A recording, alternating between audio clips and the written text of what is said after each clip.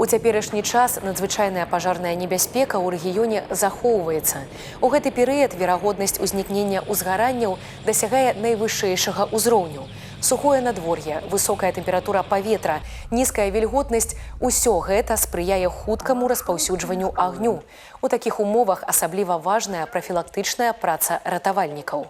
Хочется еще раз обратиться к жителям нашего региона и напомнить о том, что сжигание сухой травы на корню категорически запрещено. За это предусмотрено административное наказание в виде штрафа в размере от 10 до 30 базовых величин. Также, если вы собрались наводить порядок и сжигать сухую растительность либо остатки сельскохозяйственной продукции, помните, что это необходимо проводить в безветренную погоду, обеспечить место сжигания первичными средствами пожаротушения, лопатой, ведром с водой, песком, а также, самое главное, не оставляйте ни на секунду место горения.